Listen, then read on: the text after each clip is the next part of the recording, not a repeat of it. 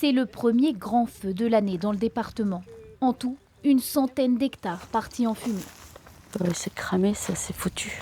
En quelques heures, ces agricultrices ont perdu toute une parcelle de leur production. Ça fait mal de voir toute une année de travail partir comme ça. C'est le pire qui puisse arriver à un exploitant.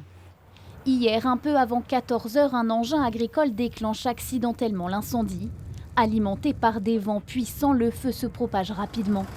80 pompiers sont mobilisés, aidés par des agriculteurs qui tentent d'endiguer la progression du brasier.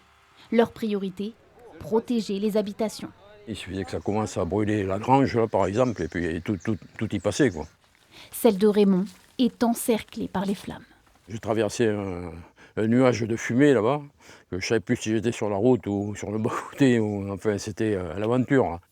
Par mesure de précaution, les habitants sont mis en sécurité dans la salle des fêtes de la commune. Dans la soirée, l'incendie est stabilisé. Ils peuvent rentrer chez eux.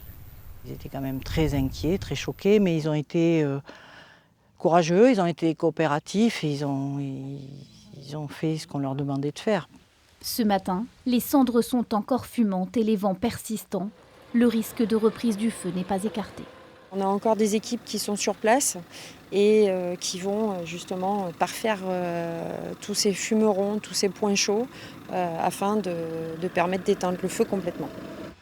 En fin de journée, une équipe de pompiers était toujours mobilisée sur place.